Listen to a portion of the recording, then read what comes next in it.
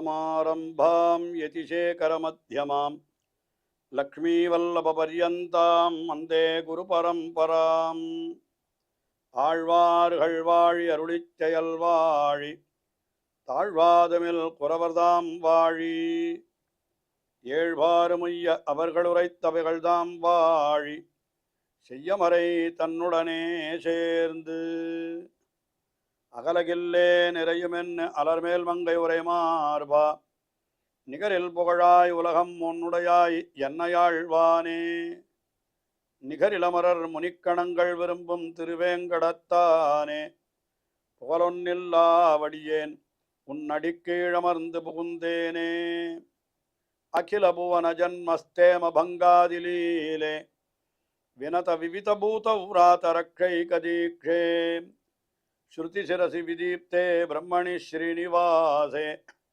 பவது மம பரஸ்மின் சேமுழி பக்திரூபா श्रीमान वेंकटनाथार्य कवितार्किक केसरी वेदांताचार्यवर्यो मे सन्निधत्तां सदा हृदि ஸ்ரீரங்கநாதனுடைய பாதுகைகளை குறித்து 1000 ஸ்லோகங்களை கொண்ட ஸ்ரீ பாதுகா சகஸ்ரம் என்கிற அற்புதமான ஸ்தோத்திரத்தை வேதாந்த தேசிகன் அருளி செய்துள்ளார்.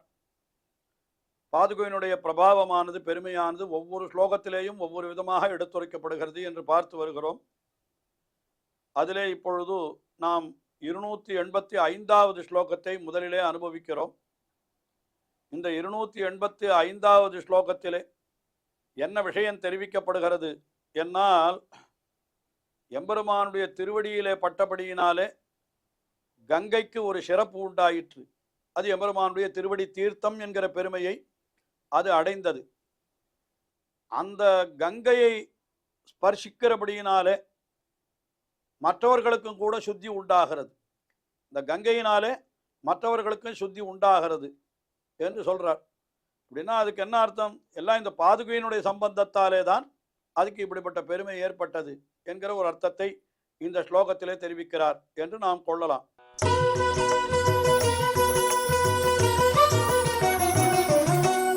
त्वत्संगमान् अनुसकृत विधि संप्रयुक्ता शुद्धिं परामधि जगाम शिवत्वहेतुं रंगादिराज पदरक्षिणी कीदृशी सा गंगा बभूव भवतीय गता गतेना.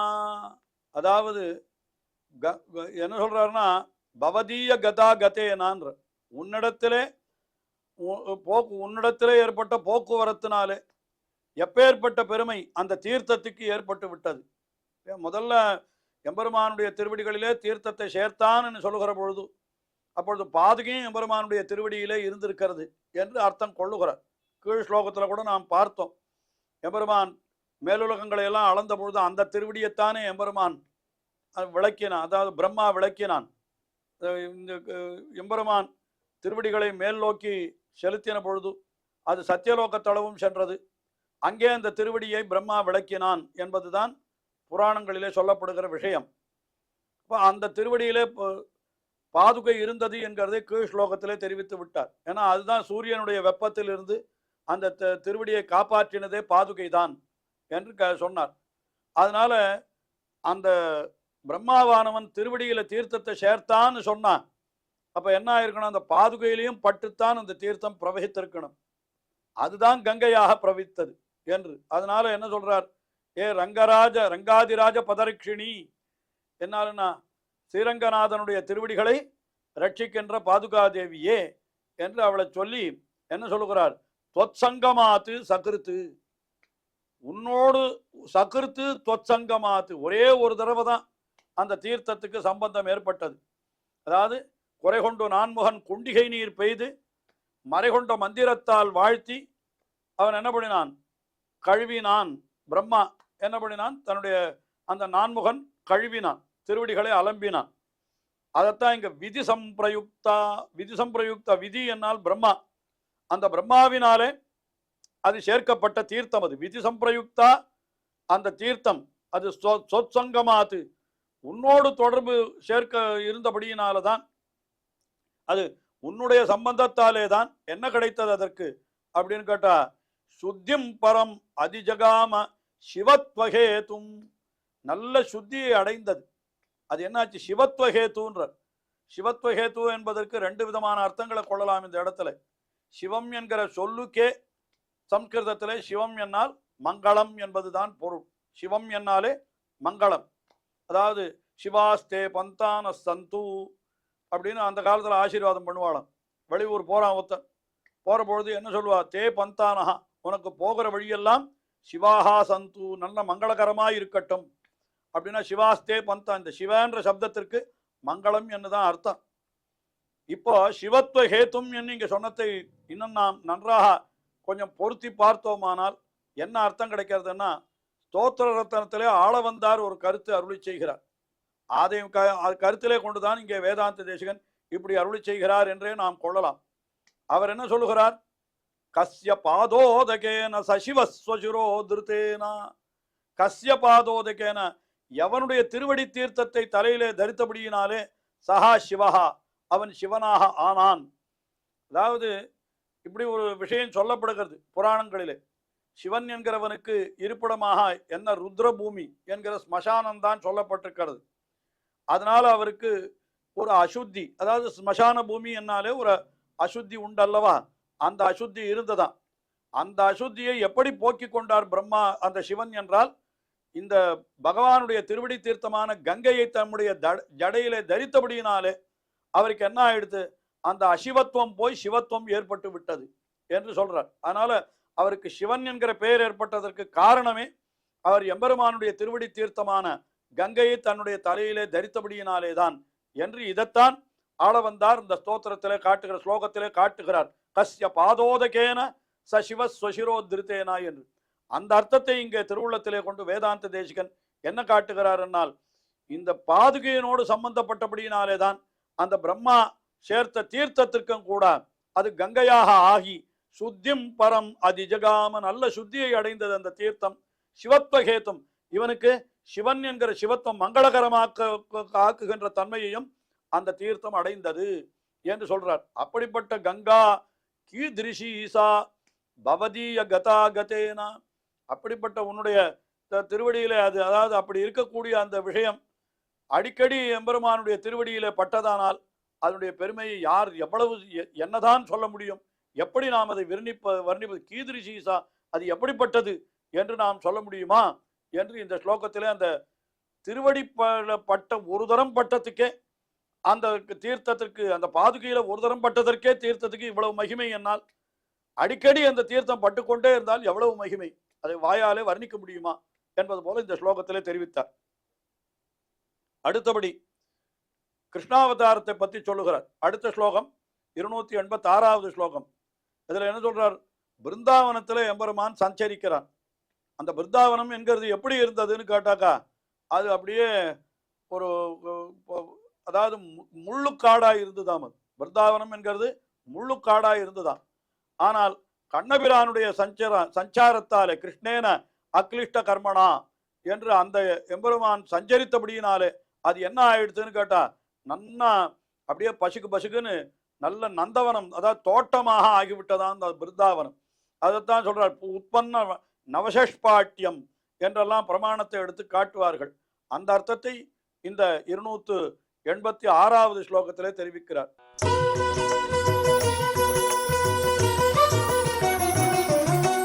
விருத்திம் கவாம் ஜனயித்தும் பஜதா விகாரான் கிருஷ்ணேன ரங்கரசிகேன கிருதாஸ்ரயாயாஹ சஞ்சார்தஸ்தவ ததா மணிபாதரக்ஷே பிருந்தாவனம் சபதி நந்தன துல்யமாசீத்.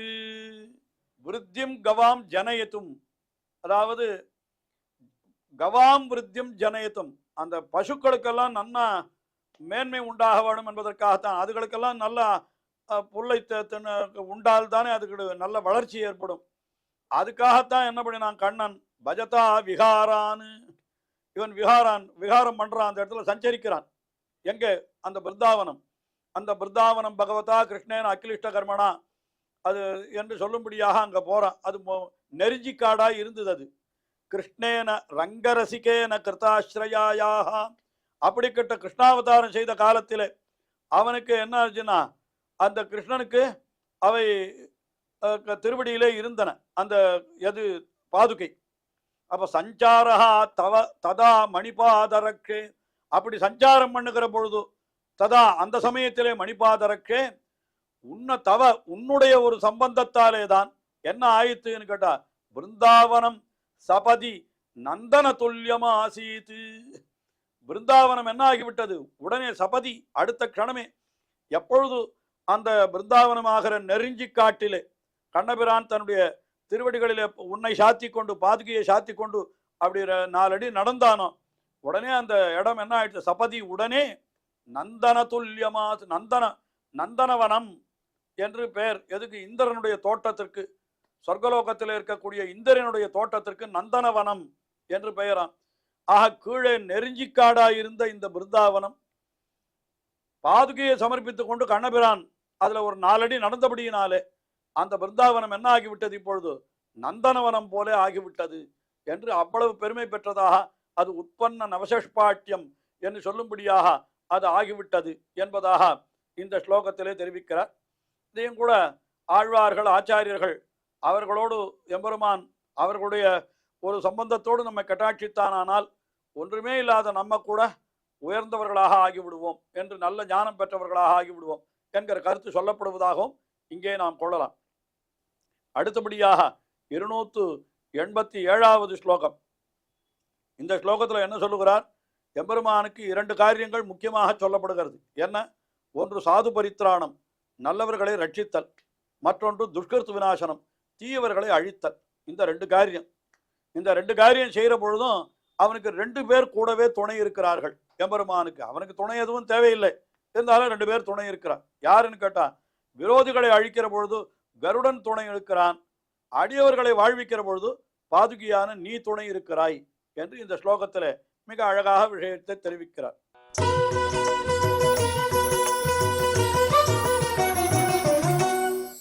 மாதா த்ரயீமயதயா சரண பிரமாணே द्वे विक्रमेषु विविधेषु सहाय भूते नाथस्य साधु परिरक्षण कर्मणि त्वं दुष्कृत विनाशन दशासु विहंगराजः मातः त्रयीमयतया चरण प्रमाणे. அதாவது இந்த பாதுகைக்கு உண்டான பெருமை அது என்னன்னா, வேதஸ்வரூபியோட கூடிக்கொண்டிருக்கிறது. அது கருடனை வேதஸ்வரூபின்னு சொல்ற வழக்கம். அது இந்த திருவடி பாதுகை எப்படி இருக்கிறதுன்னு கேட்டா, அவனுக்கு ரொம்ப பொருத்தமா இருக்கிறதா. சரண பிரமாணி, திருவடிக்கு பொருத்தமா இருக்கிறது.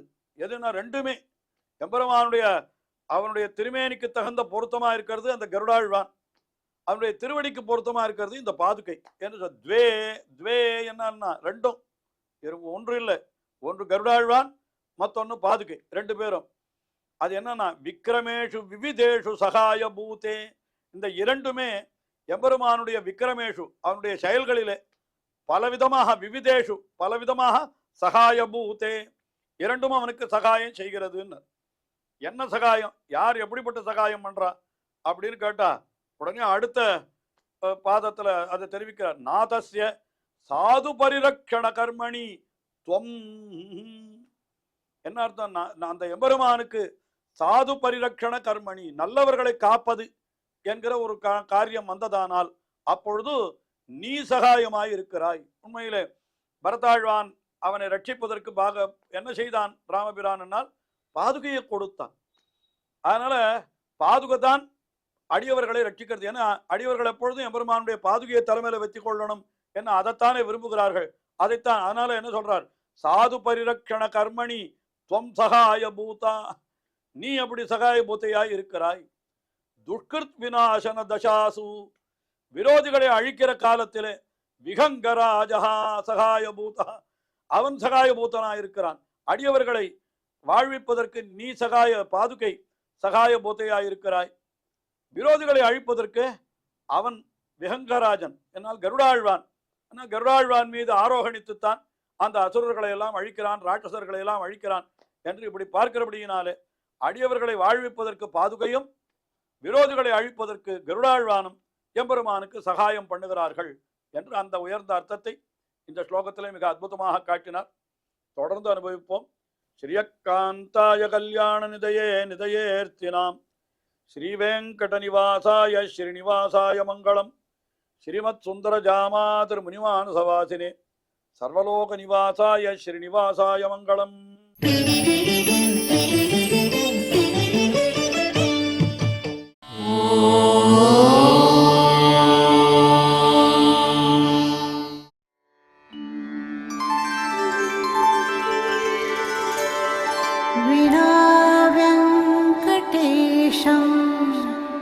ननाथो ननाथः सदा वेङ्कटेशं स्मरामि स्मरामि.